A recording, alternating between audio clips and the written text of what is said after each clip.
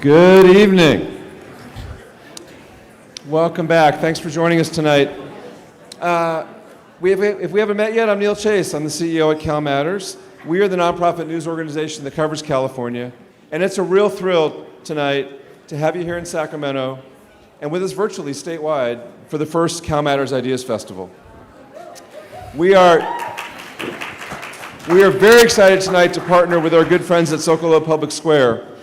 For this opening night session, they share our passion for journalism, our passion for live journalism. We're going to do this on stage, in front of people, so we can directly engage people in California in this room and virtually on the live stream in these super important conversations. It's a real pleasure now for me to turn this over to my friend, the fabulous Executive Director of Zócalo Public Square, Moira Shuri.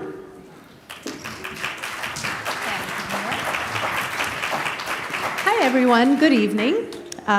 My name is Moira Shuri, and I'm the Executive Director of Zócalo Public Square. Thank you to everyone joining us online as well as here in person at the first ever California Ideas Festival. At Zócalo, our mission is to connect people to ideas and to each other. Everything we do is free, and everyone is welcome. We publish original writing and present conversations just like this one. You can find us at zocalopublicsquare.org, on podcast platforms, and on YouTube. So please subscribe for our latest programs. We were founded in 2003, and now we are celebrating our 20th birthday year. We're excited to co-present tonight's program with CalMatters, and we're going to ask the question, what makes a great California idea? I'm pleased to introduce our moderator, Joe Mathews. Joe is the California columnist and democracy editor at Zócalo Public Square. He was previously an Irvine Senior Fellow at New America and a reporter at the Wall Street Journal, the Baltimore Sun, and the Los Angeles Times. He is the author of books about Governor Schwarzenegger and about California's governance and constitutional failures. He is the co-founder and co-president of the Global Forum on Modern Direct Democracy, the world's leading network of scholars and practitioners of participatory democracy. His new project, now this is exciting, is called Democracy Local, a planetary platform focused on how everyday people govern themselves. Over to you, Joe. Thank you very much, Moira. Thank you. Again, I'm Joe Mathews. It's great to be at the very first CalMatters Festival. We can always say we were here as this grows into another great California event. It's a California idea in itself. The title of this is What Makes a Great California Idea. Ideas usually come from thinking. And the 20th century environmentalist and anarchist writer Edward Abbey famously said that there are three categories of thinking. One, there is science, logic, reason. That was category one. Category two, there's thought verified by experience. And category three was, in his words, then there is California. In that formulation, Abbey spent a lot of time in Arizona. I don't think he liked us much. It's a reminder that a California idea can be good and bad, can be earth-shatteringly great, like early warning on earthquakes, or apocalyptically dangerous. It's worth reminding for all the attention in New Mexico, Oppenheimer did most of his work and research at Berkeley and Caltech. Anyway, with that introduction, let's meet our guests for tonight's Zócalo.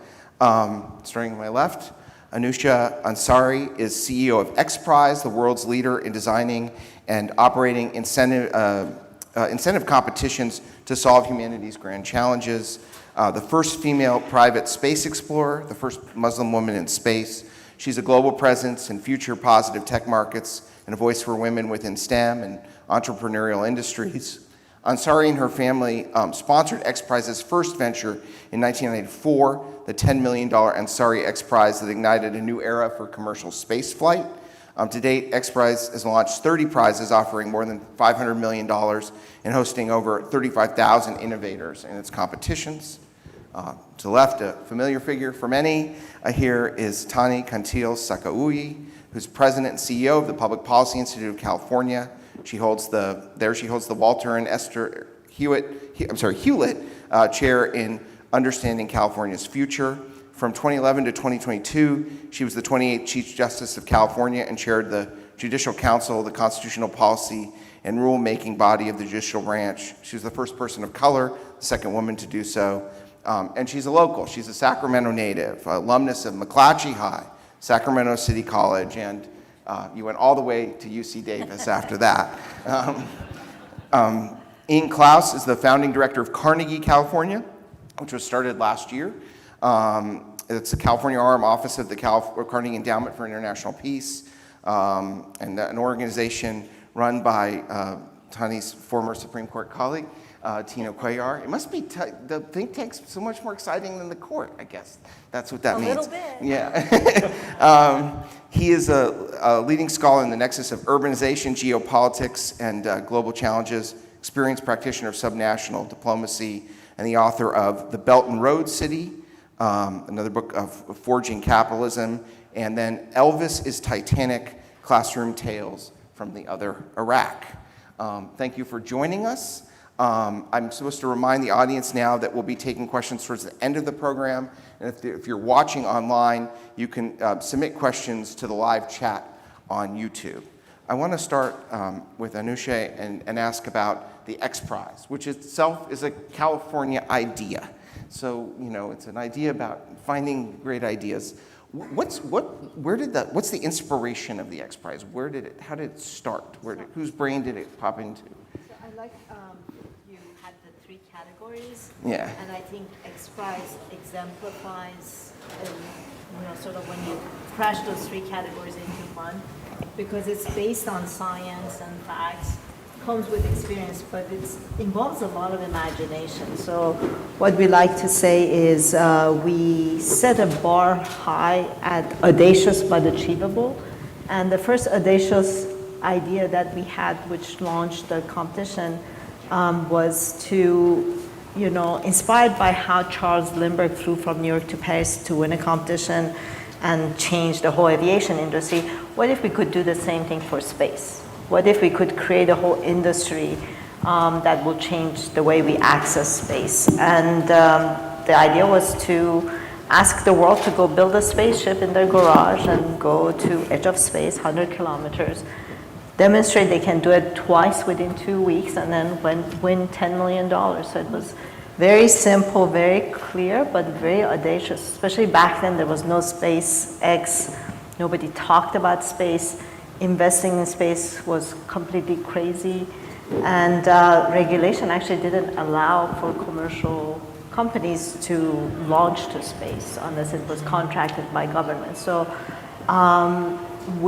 it took 10 years for the prize to be won, but it shifted the mindset. It reduced the cost of access to space exponentially from $25,000 back then to, in a few years, to be about $250 per kilogram.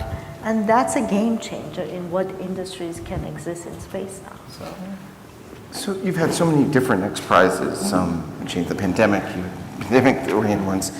When you see a lot of submissions, you see, tens of thousands of innovators, so many ideas.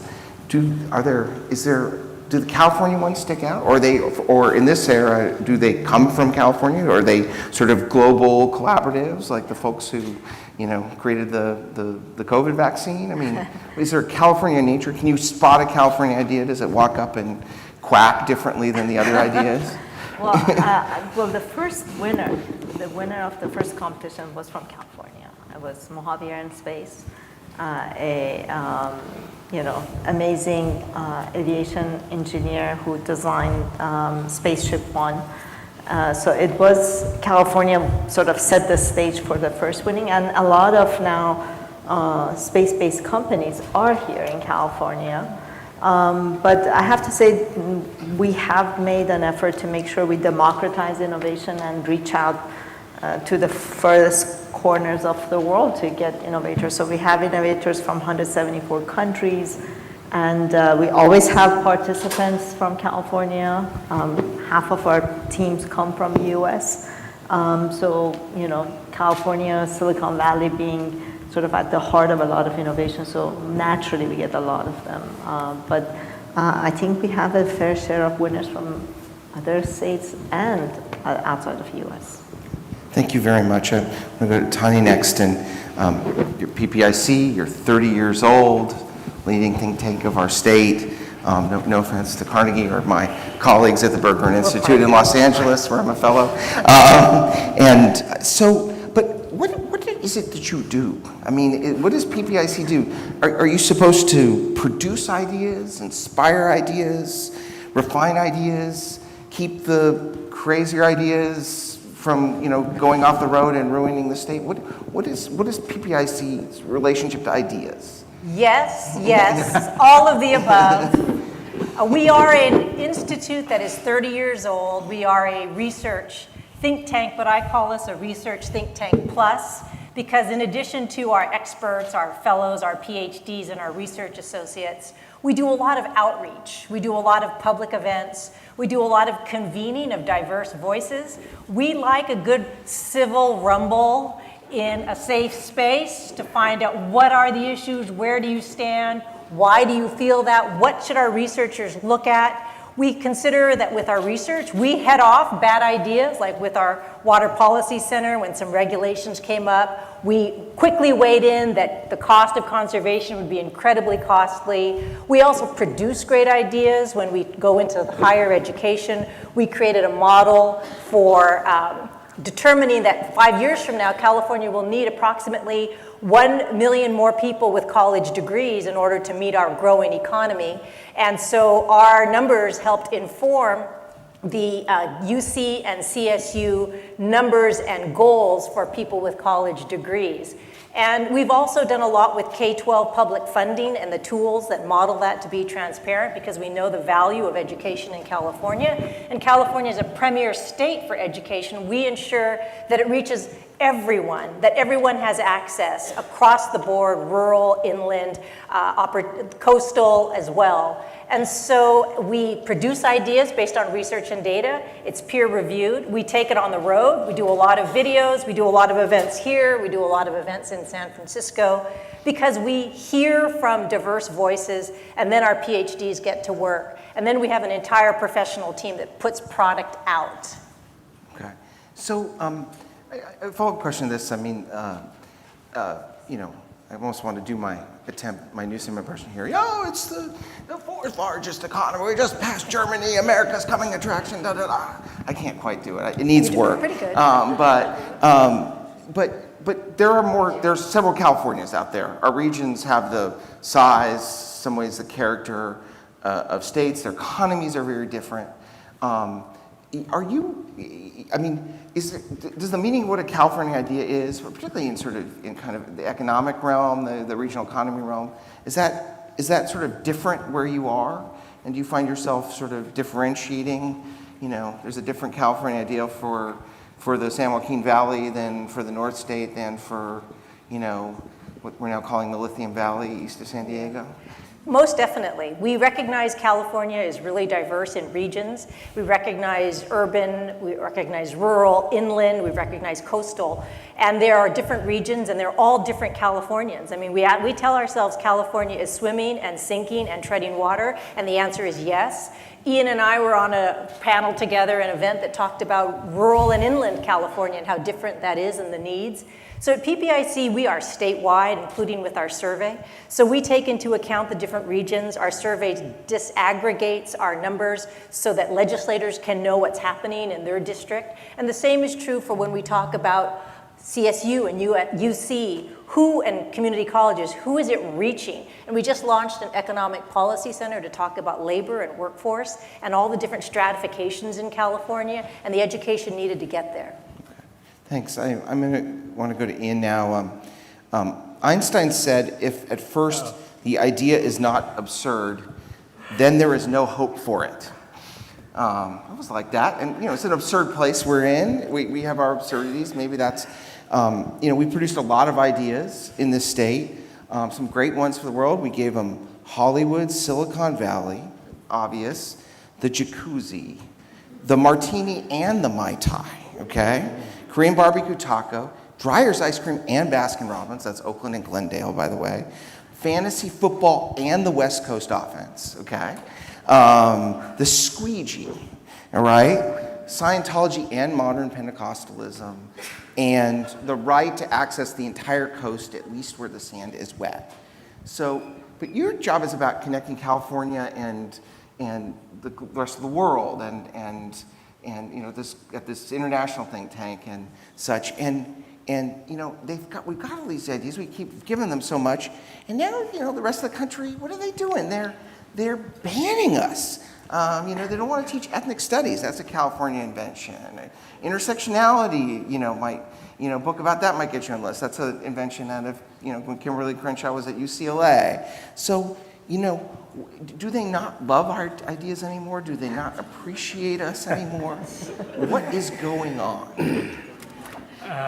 Look, later tonight, for people who are sticking around, there's going to be a game where we go around the room very, very quickly, and you have to say California idea, and you can't come up with one, you're out. And Joe's going to moderate, and he can referee, too. It's great to be on stage with you guys. If you're wondering how much I admire everyone's work here, I brought a notebook on stage, even though I'm a part of the panel.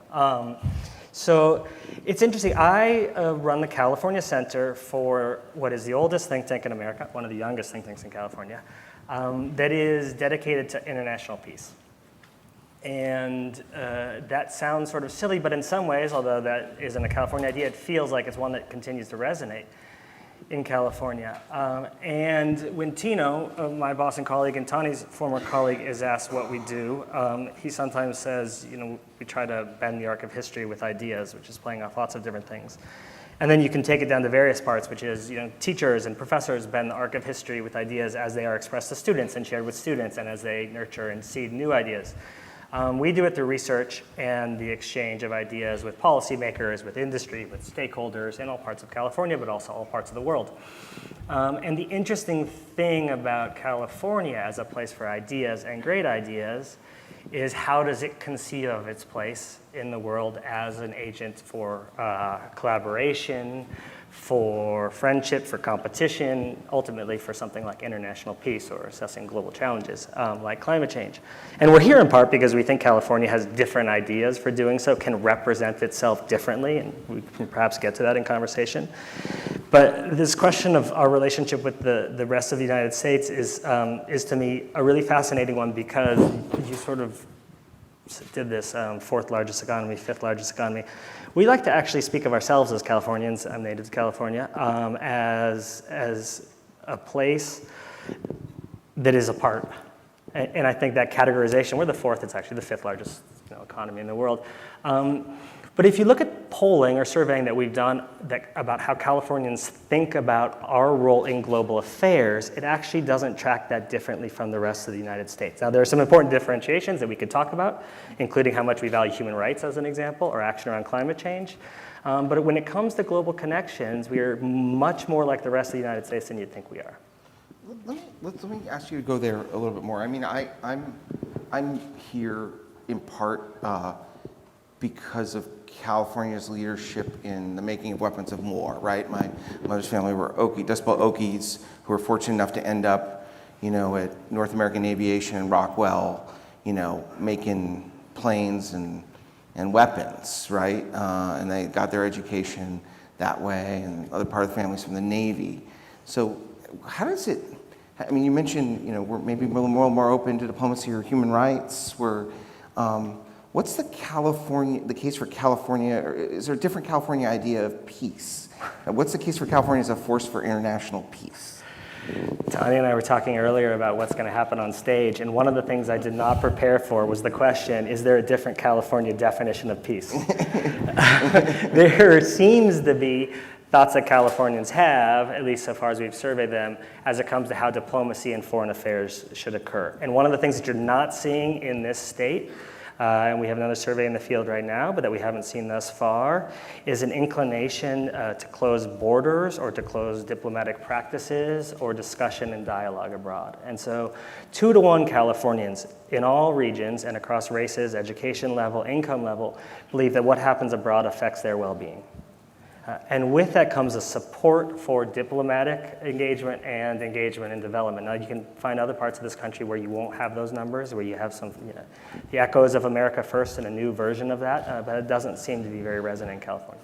Interesting. So to get at refine even more the question of what makes a great California idea, and think about the kind of place we are. I mean, a lot of the inventions I read off were invented, they were ideas taken or borrowed from other parts of the world, or they were brought here, or people who moved here, immigrants, were behind them. Is there something sort of, that kind of integrative in terms of California in the world? I mean, you look at the iPhone, which famously doesn't have a technology, I don't think, that was created in California, but is the integration and design of a bunch of technologies from a bunch of different places. Is that the California, the better part of the California idea essence?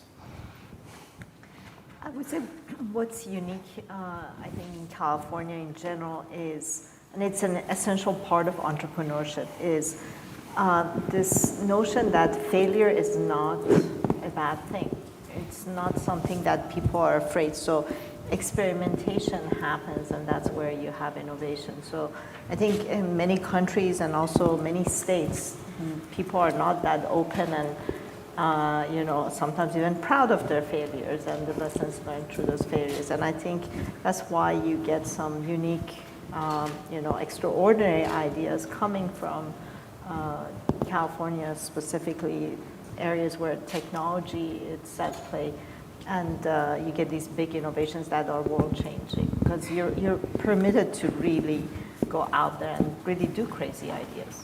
Yeah, well, I love that. And for a Sacramento audience, that means when your bill gets thrown into the suspense file, it's not dead, it's a failure, but it's going to lead somewhere. You should celebrate it. With the new governor, everything is new again. I will say, too, building upon that sort of intrepidity of California, is that stating the obvious. We are one of the most diverse states, and we're diverse because people come here for the California dream, I believe, or the American dream, like many of our ancestors did. And because we're leaving behind something that we're here because we have nothing left to lose at this point. And California has a lot of opportunity that can be, I think, energized and individualized with agency for people. So I think about California and not only no fear of failure, but also no fear of speaking up and trying ideas and not being so self-conscious about being out there and being who you can be in a place of California where there's so much acceptance because it's so diverse. I agree entirely. What does it mean to be connected to the world, which Californians think that they are and should be, and yet not have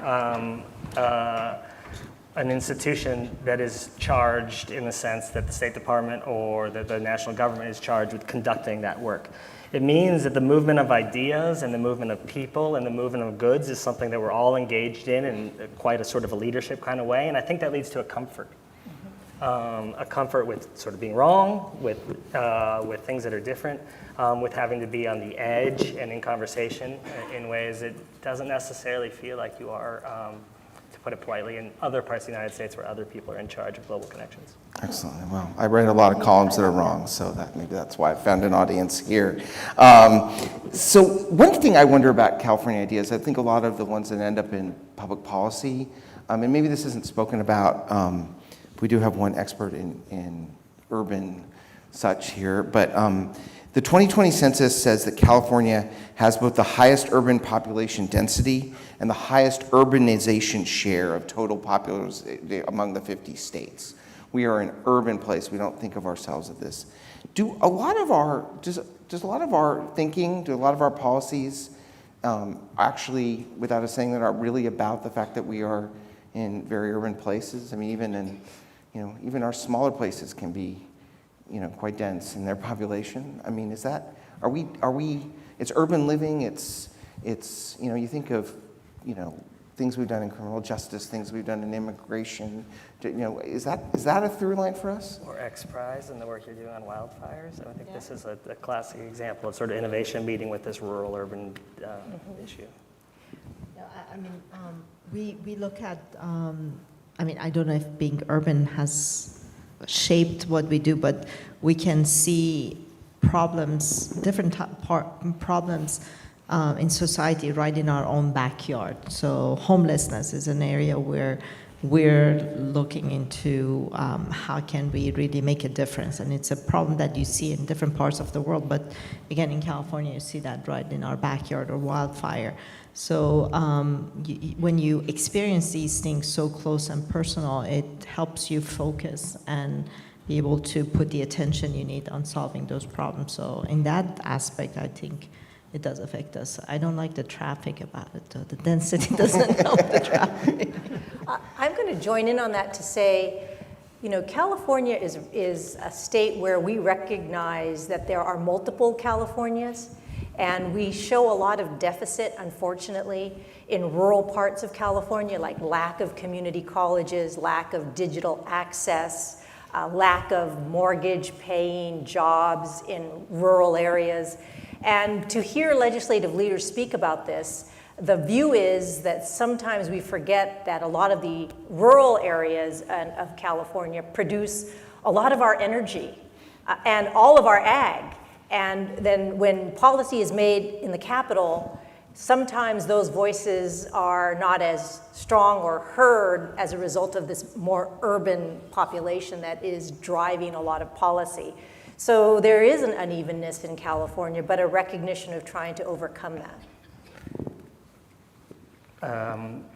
I'm a historian by training, and my urban expertise is actually in how cities interact with other cities around the world, or economies around the world, or other nations. And that's what I did as a diplomat and do now as a scholar. And so I think about how California cities do or don't do that. But one of the things I'm struck by is people in foreign policy world talk a lot about American exceptionalism and its value as a narrative, but its risks as a policy frame. And California is pretty exceptional in lots of ways, including that point on its urbanization patterns.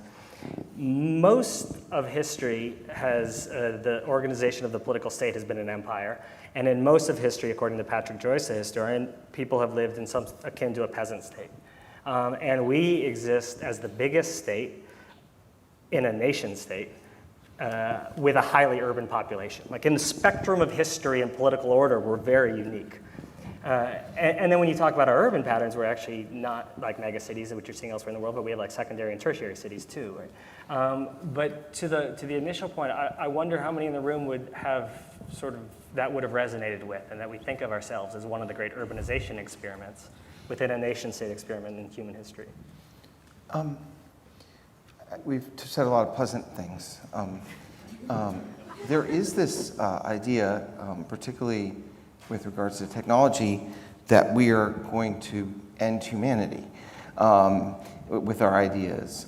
That's the part of the conversation about AI.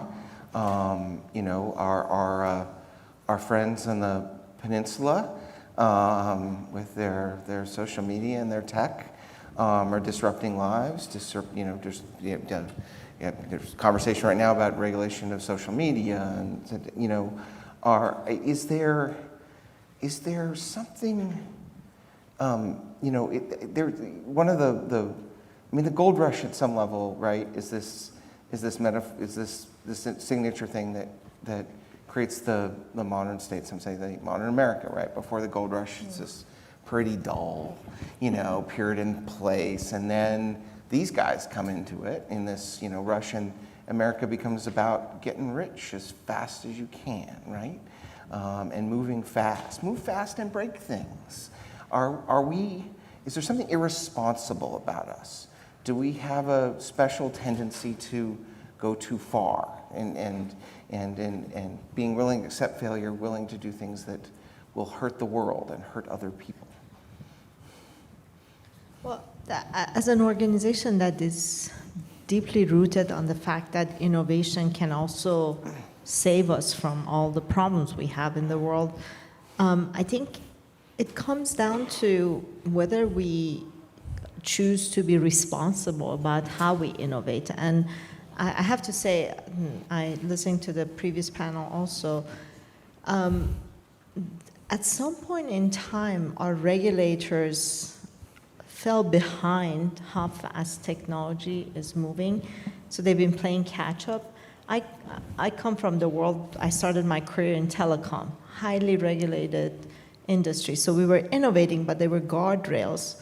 There were privacy issues we had to respect. There were tariffs that we had to respect. So we would innovate, but there were guardrails protecting the public. And somehow when we went into the world of internet, those guardrails did not translate, and we never created that protection for the well-being of the public, and that's what we're paying for right now. So at some point in time, I'm hoping that we'll catch up, the regulators will catch up, and we'll be able to create a sandbox where we can still innovate, but then make sure that there is protection. And then basically people's feet would be held to the fire if they don't, play in that sandbox nicely. I want to say, to your question, Joe, compared to whom? Because, California, we can look at ourselves in a vacuum, but just taking the AI question, there are other countries, Ian can speak to those probably better than I can, that don't have the guardrails, that are going to advance, they will have that information, and will the United States or California be behind? Most likely we will be, and it's a good reason, perhaps, but I will say too that the guardrail, for me, is litigation.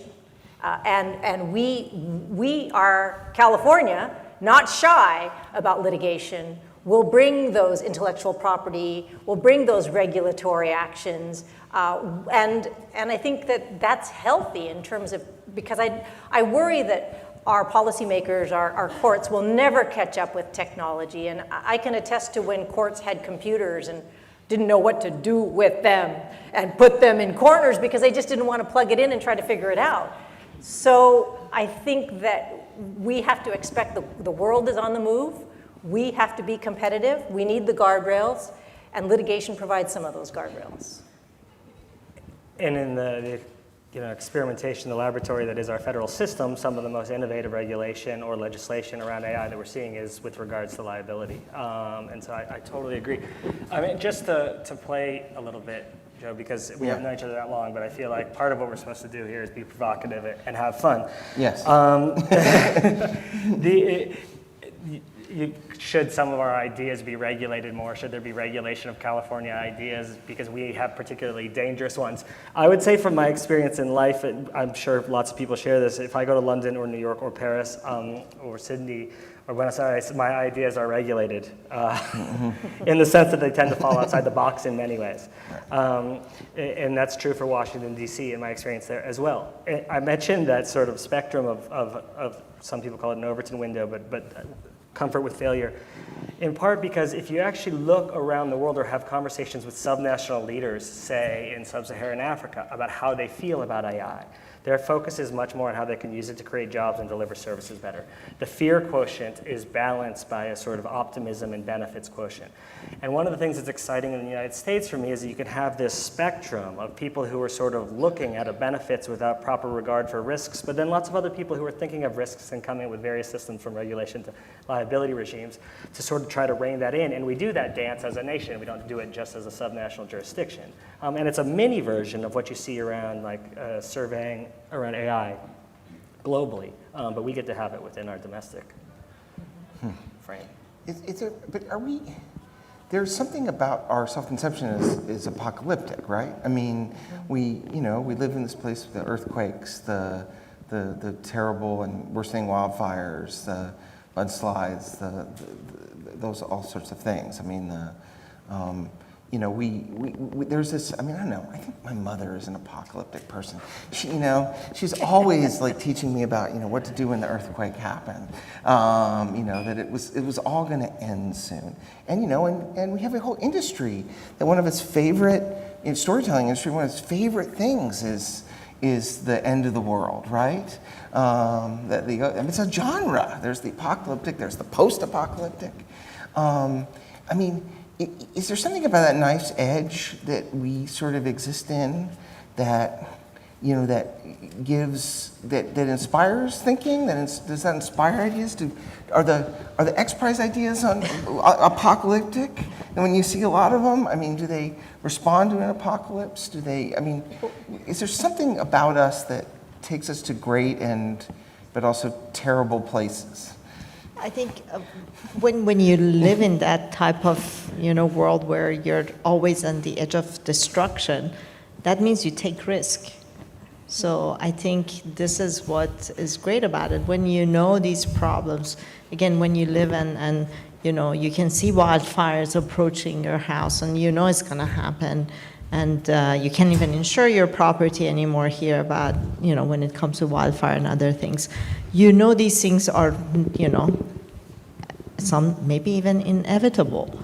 And then you're like, okay, what am I going to do? I'm going to take chance. I'm going to take risks. So even living here, it's a risky business. So I think it opens you up to trying new things. And we do look at doomsday in a lot of areas. That's how we find the problems. But instead of focusing on the problems and getting depressed about it, we tend to shift and look at, okay, how can we solve it? What does solving it mean?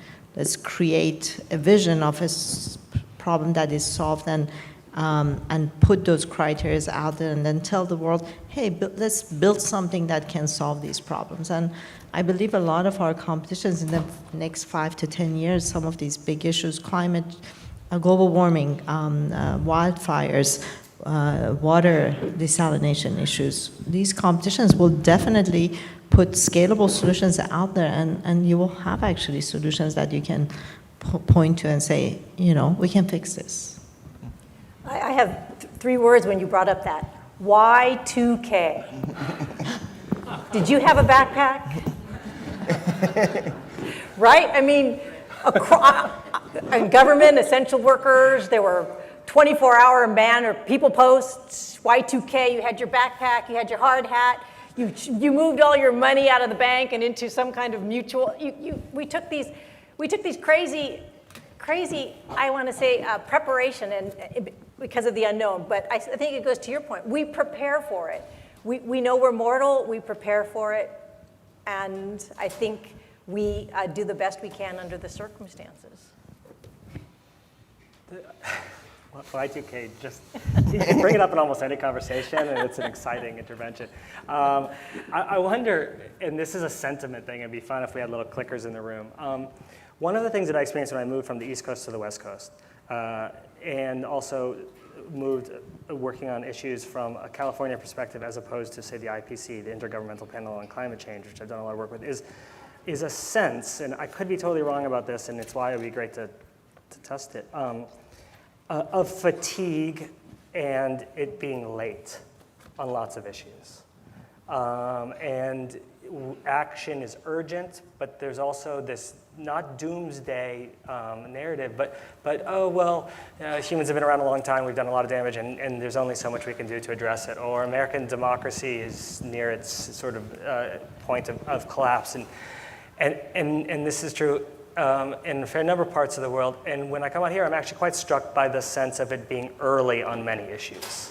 And that's an AI point, this sort of energy that is around that and some of the optimism and concern around it. So there's a sense for the impacts for what can be developed here. But I also often feel like there's this conversation, and this is a problem of first principles, but also the quality of first principles. Oh, well, let's start to have a really radical conversation right now about the things that are going to change the way the world looks for 50 to 100 years, and we have space for that, as opposed to being overwhelmed by these massive buildings that have existed for centuries and that remind us of the mistakes we made and the things we can't undo and all of the weight that we carry. We've got to go to audience questions shortly. We're excited for that. And but I wanted to ask a question, open-ended question. I'm a journalist, so I steal thoughts from other people and ask them questions.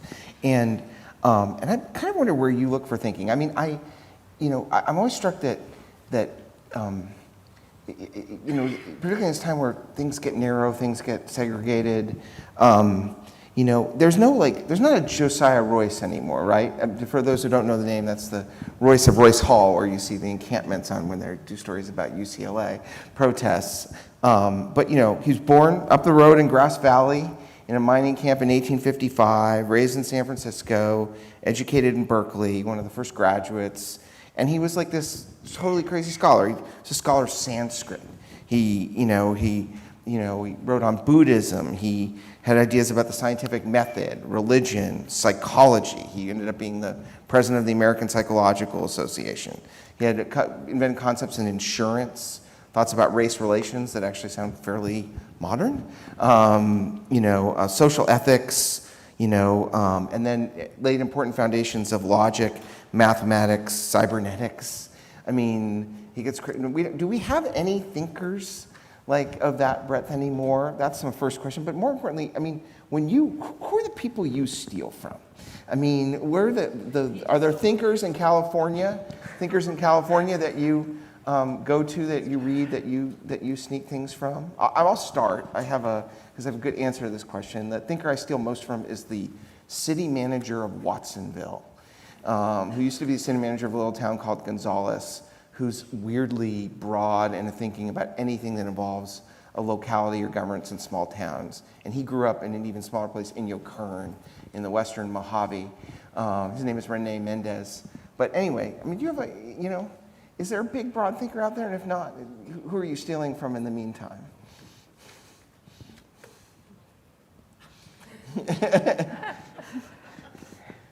Well, I'll start by saying I can't say that I steal from specific people, but I do love people who have different opinions and who explain why they have that opinion. So when I was on the California Supreme Court, I sit around with 6 brilliant people. We don't agree, but I respect them, so I listen to what they have to say. And they grow me in ways that make me actually go and do some homework to see where they're coming from, and I grab a piece of that. And I say that too with, that's why I really love a convening of conflict, because I grow when I hear someone else explain why they disagree.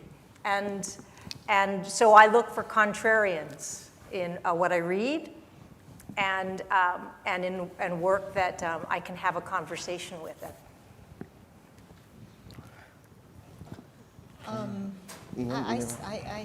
I steal from Starship Enterprise captains usually. I look at futurists and how they can really look at the future through a different lens with an optimism, so that's where I get my ideas or inspirations. Shakespeare. No, I have a terrible answer. Self-important. I once sat behind a lady on Amtrak, and she had like 10 magazines, and she was just flipping through them, tearing out ideas. And then she would throw the magazine away. And I'll confess to having an approach at something like that. I often go to newsstands and pick up journals and magazines that are from all different political perspectives or different approaches, and try to find interesting voices to problems that I'm working on, and then platform them. I love that mayors, as an example, in my work, steal from each other. They lend to each other. In fact, it's encouraged. But one of the advantages of being at a think tank is getting to celebrate great thinkers and ideas and try to bring them into conversations that they might not have been part of before. So it's more a sense of understanding the great ideas that are out there and then bringing them up into the surface a little bit. Well, we want to hear your ideas and your questions about ideas. And so we have people going around with microphones. No, the microphones are right here, up top. Whoever wants to ask a question, please come up to me. And we're going to start with some questions from the YouTube live chat. Ian Klaus mentions optimism. Joe Mathews, apocalypse. Which is the bigger driver? And what is the balance? And is the balance different among young people in California?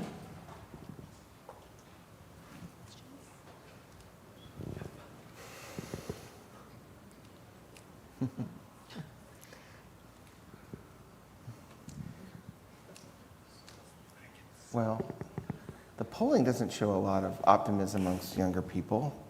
I coach a youth baseball team called the Hot Potatoes. They had a great season. And the Hot Potatoes are, there's some climate anxiety in the Hot Potatoes, who are only 11, actually, that I find a little disturbing. And I actually try to argue with a few of them about that. There's a lot of things getting better in the world. A lot of things are better. People living longer, higher levels of education, as I travel around the world doing Democracy Local. Anyone else want to take that? I'm going to join in and say that PPIC has done surveys with young people, and we've also looked at how they vote, and they're not engaged. In fact, we have numbers that show the age 18 to 24, a high percentage, are neither in college nor at work. And we wonder where that generation is gone. They've just disappeared. And I'm also just anecdotally realizing that people tell me that of the apathy of young people who feel disconnected from what's happening and from government, and they feel no agency over their lives.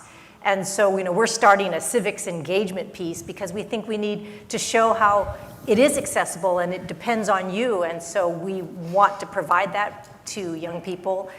But I think that optimism is on the low side for younger generations. It's a false divide. Joe and I are the same person. I mean that only half as a joke. I think one of the qualities of Californians, actually, when you survey them, in particular, is that they can hold multiple ideas in their head at the same time that can be in conflict with each other. And so if you look at AI, again, surveying, there is real fear about its economic impacts and its effects on labor and community. There's real optimism about what it might do for climate, what it might do for healthcare, what it might do for science. And that goes for the youth as well. They hold both of those at the same time. Here's another question. What crazy Hollywood film idea became the inspiration for a California policy or product?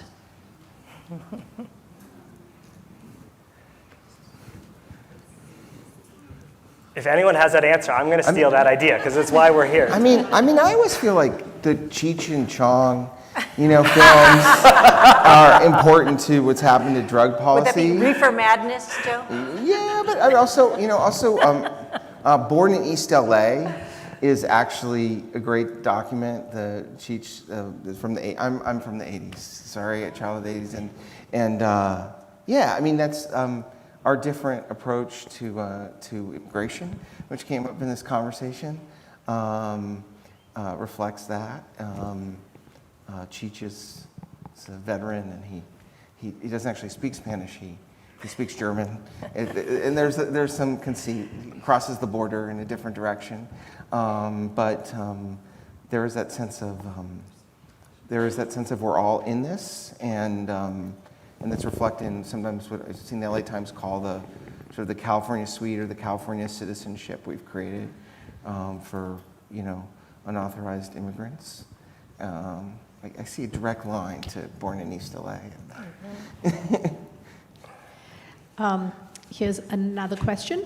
I'm curious to hear from panelists if they think California's higher ed system plays a role in its innovation. If so, what's the role? And with higher ed in funding and political crisis, what will emerge?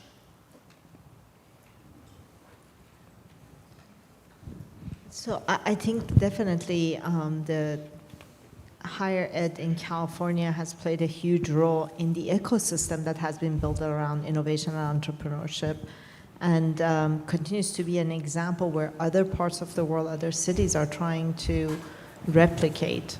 I can comment on the political side of it. Mm-hmm. Well, I'll only say higher education we know is critical to advancement. Our surveys show at PPIC that a four-year degree is the single greatest protector of a person and their family in times of recession or depression financially. We also know that the boomer generation that is retiring out is the generation with the highest number of BA degrees of all the generations. So we're looking at a drain of the first time such a huge number of people who are educated are leaving the workforce. And so higher education continues to be critical. California has a wonderful master plan from 1960, a little bit outdated. California now has the blueprint, but we need to do more. We need to make it accessible. And once we get that kind of base education and foundation, the sky's the limit, truly, in terms of space travel, in terms of world diplomacy. I think that exposure provides that predicate foundation for those solutions. Okay, we have our first in-person question. Say your name, please. Yes, my name is Maxwell Stern. I'm an undergraduate at UC Berkeley. And my question for the panelists are, what are some trends in California, particularly in innovation, that you are looking towards and would share with us in the audience? What I've seen on my side, of course, needless to say, AI and tech is always there, but I've seen a boom in climate tech as well. A lot of the teams who are competing, for example, in our carbon capture competition, or the team that won our previous carbon recycling competition was from UCLA. So I see a lot of innovation in climate tech and conservation tech here in California. Joe, I can't let you pass without offering an answer on what you see in innovative democratic practices locally. I mean, this is the biggest pluralistic democracy in the country, obviously one of the biggest in the world. It's a profound experiment at a moment when there's democratic backsliding all over the place. Are we at the forefront? Do we have some exciting trends in localized practice, or? I wish I could say yes wholeheartedly to that. I think we're laggards, but we're getting there. I mean, in summer 2022, the city of Petaluma did a novel thing that you're seeing in other parts of the world too, a citizens assembly where you select people by lottery you create a computer sortition. You can create a group of everyday people who are representative. There's gender parity, representative of Petaluma. Actually, in that case, they deliberately oversampled they actually, in a sort of an equity move, they tried to overrepresent people on the west side of the 101 in Petaluma, which is a more Latino part of Petaluma, newer part, and not so well represented in the city council debates. So it was equity. I'm involved in a ton of conversations about doing more of that, to do things as big as rewrite the Los Angeles Charter or rewrite the state constitution. But it's slow going, and there I fear the law. Some of our older laws on public meetings and public records actually are outdated and get in the way of those kinds of new conversational tools and participatory democracy tools. Well, there's always the NDA. There you go. We have another question in person here. Another California idea. Yeah, we don't know if it's a good one. Hello, my name's Eric Gavin, and I just wanted to reference back to the comments on the optimism versus the apocalypse. And I was sad to hear that, actually, but very proud of the answer that Anousheh gave, especially where she talks about it's these ideas that can bring us forward and lift us up. And just to avoid a question that's actually a statement, I will actually ask a question. I believe that we can see ideas that produce and go places and ideas that lead, but can one of you or all of you or any of you talk to what I believe is the potential for ideas to inspire? We talked about young people being afraid and dropped out and disconnected because they're constantly being told the apocalypse. How can our ideas instead constantly tell them what they need to hear to inspire them? It is truly a problem, and it is true that most young people are overwhelmed. And we try to say, okay, we have this really inspired optimism at XPRIZE. How can we translate that into schools and young people? So we created a program for schools, and what we teach is the methodology we use internally, which is when we see a problem, we try to break down the problem. So something big all of a sudden becomes these simpler, smaller problems that you can see how you can solve each one of them individually, and together then you solve the bigger problem. So this first principles thinking, the skills to actually analyze a problem and understand it and then look at it through the lens of the solution is something that I think is not taught as often anymore in schools. And this problem solving, I'm an engineer, so problem solving comes with the nature of any engineer. That's what you learn going to 4 years of schools. And I think those skill sets throughout life, whether it's a personal problem or a technical problem or any type of problem, just understanding how you take something that's big and break it down, and then you're not overwhelmed by it is important. And we've seen this now, we tried last year in few schools here in LA and Michigan and a few other places. And it was amazing how students responded, because all of a sudden they're like, this problem's been bothering me in my community, and through the skills I learned, I broke it down and I have now an approach, a solution. So I think it's important to change that narrative, because everything they hear on social media, in media, everywhere is like it is apocalyptic, and it is, these problems are, unsurmountable, and we need to change that narrative and help them say, no, they are big, they're important, they're urgent, but we can work together, collaborate, break it down, and solve it together. Tanya Moravietz. I think a lot of people feel alienated and unengaged from these conversations, and I'm speaking from kind of a public policy government perspective, and I'm curious around your ideas. Many ideas and innovation come from underengaged or underserved diverse communities, like people who have disabilities. And those populations may have tech issues or issues on broader reach. So how do we do a better job of engaging and harnessing those voices to be part of the solution? Because a lot of that innovation comes from what some might say are outsiders to the actual conversation.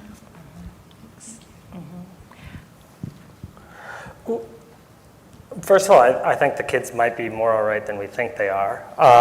And like every generation, they're definitely coming up from behind and are remarkable in a lot of ways. And I think we could return to a conversation about the ways in which everything from the IPCC to like practices in philosophy are actually enabling people to feel like they have roles and enabling choice so that they can be active in ways that don't feel traditional. And so I think that there are lots of instruments and ideas out there that are passing on that. But I work in global affairs for the most part. And even though most Californians think their lives are affected by global affairs and they are in favor of diplomacy and development, it is one of the more elite and closed networks and businesses that exist. It's expensive to get into. It often has high barriers for education level. And so I think that one of the real challenges that needs to be built out, and great opportunities in California, is the idea of a small d democratic global affairs agenda that serves the people of California and is then sustainable over long periods of time and provides a bedrock for American foreign policy. And so as an example of this, the Biden administration has had this thing called the Foreign Policy for the Middle Class. It emerged from the Carnegie Endowment out of a lot of research that was done in Ohio, Nebraska, and Colorado, and what people in those places thought U.S. foreign policy should be. I think there should be something similar for Californians that brings a lot of those voices into the practice of global affairs, and then forms a bedrock for how our cities and state think about it, but also a sort of sustainable foundational approach for the U.S. more generally.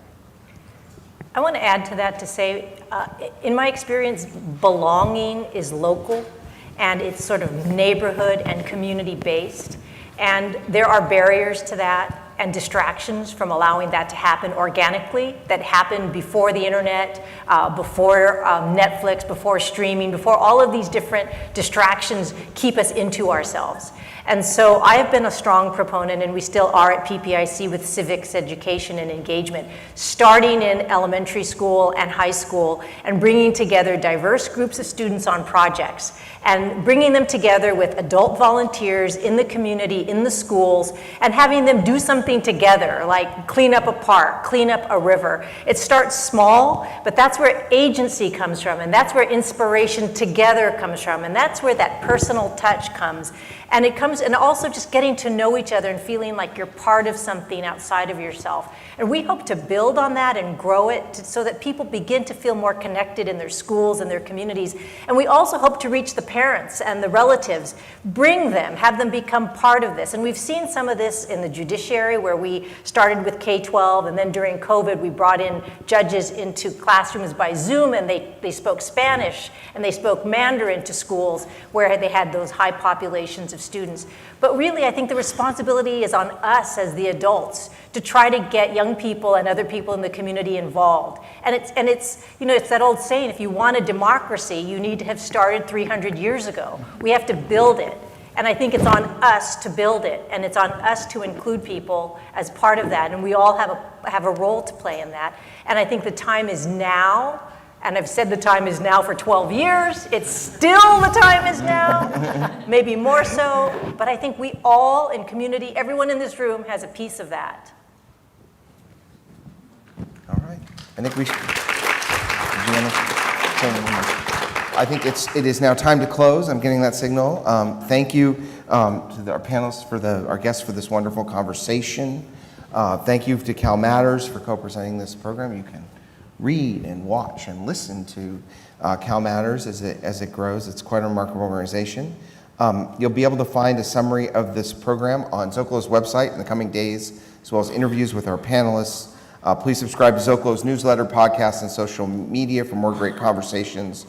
We now encourage our in-person audience to continue the conversation at our post-event reception with light bites and beverages. Essentially, you're supposed to turn right. It's this level. Go over there. There are drinks in a space that is being called the Public Square. Anyway, thank you again, and please join me again in thanking our guests.